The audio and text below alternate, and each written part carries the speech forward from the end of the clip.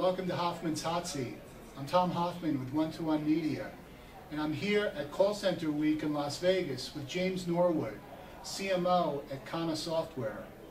And today James and I will be talking about web customer service and best practices that can be applied. James, thanks so much for joining us. Thanks for having me, Tom. So, James, what do you find are, maybe as a starting point, what do you find are some of the common mistakes that companies often make when it comes to trying to provide customers with web customer service? Great question. Well, you know, I think of it in a couple of ways, Tom. Or two big mistakes, let's put it that way, that always come to mind when KANA's talking to customers. The first is really about quality of content and access to that content. And at the end of the day, a lot of businesses have great ideas about what they want to do and great aims, but really it just becomes too hard for web users to find what they want quickly enough, which ultimately means they end up bailing out, calling the contact center, and then hitting the 0 to get through the IVR to speak to an agent. I think we've all been there. The quality is also important of that content as well. If they find the information, the answers have to be consistent, they have to be accurate, and consistently accurate as they traverse the web. So that's the first problem that we see. The second problem, which I think is more telling as more and more businesses ramp up in their online presence, is the fact that all too often the customer service content is separated from the sales and marketing content. And that's really the crux of the problem today from an online web customer service perspective. I'm trying to look at new rate plans around purchasing a smartphone, so it's a buying decision, and then I have to go somewhere else to look at the information to find it. So there's no knowledge being provided in context, if you will. So those are the two big areas we find. Okay, thanks. So, you know, with that, as companies are getting more involved in web customer service, what do you find are some of the practices that are applied with respect to co-browse and chat that seem to resonate well with customers?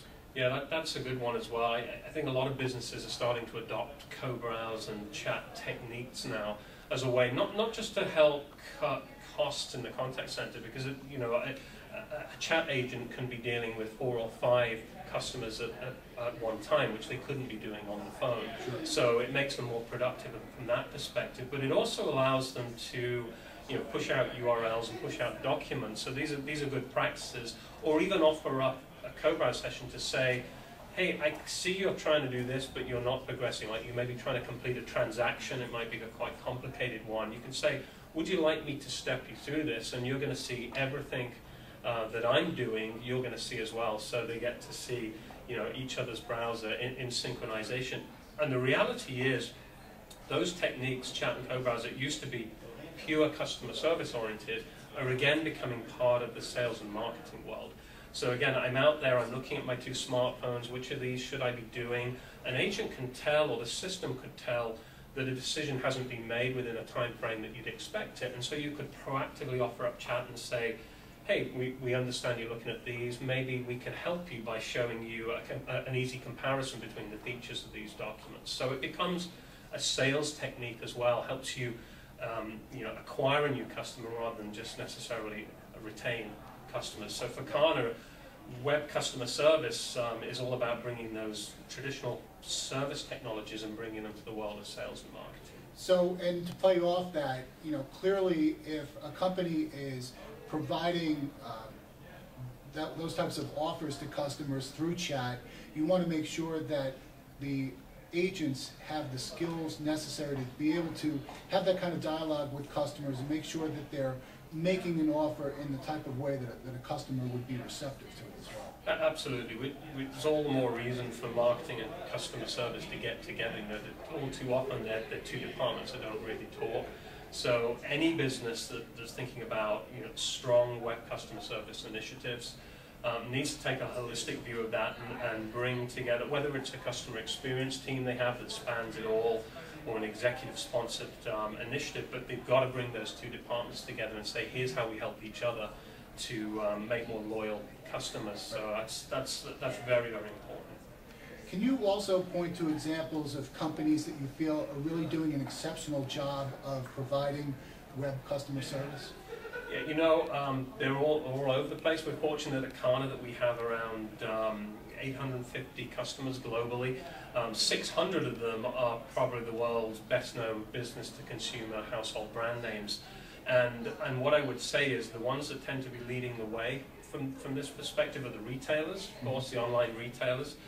Companies like Target, obviously in the United States, very well-known household brand, are doing a great job with knowledge in context. Companies like the Hoffman warehouse in the United Kingdom are doing a good job. IKEA, Office Depot, whichever way you say it, depending on where you are. And also, when you look at some of the things like health insurance, where people are looking at health plans, which can be very complex, we have companies like United Healthcare Group and Kaiser Permanente that are doing great jobs about delivering web customer service in context to what consumers and their customers are actually doing online at any particular point in time. From a chat and co-browse perspective, we also do a lot of work with companies like Starwood, like AT&T, Barclays Bank in the financial services sector, and Cox Communications in the media world. So it's a broad spectrum of companies that are adopting these techniques. What I would say, Tom, is what is important is they need a multi-channel strategy that ties all of those things together. They don't think of them separately, they think of them as connected channels. And what KANA does a great job of doing, I think, is this agile channeling of saying, if I jump from email or a web service over to chat, we keep the context of the conversation and move that to the chat agent so they're ready to pick up where the last one left. There's nothing worse than when you have to re-enter your social security and go through the same questions again. Right. That's what creates unhappy customers. So we're about helping businesses deliver good experiences. And for the companies that you cited, such as some of the retailers and healthcare insurance companies, it sounds like, as far as we're talking about multi-channel and drawing upon all of that information, it's important for companies that to really do this successfully, to be able to draw upon that intelligence, to know, have a background on a customer's transaction history, also understand what channels they've used for different types of support and so forth, so that they can start, they don't have to start the conversation from the beginning. That's the secret to a good multi-channel customer service scenario, is that you are connecting and linking with all the back office systems, all the CRM systems, other systems of record that are in place.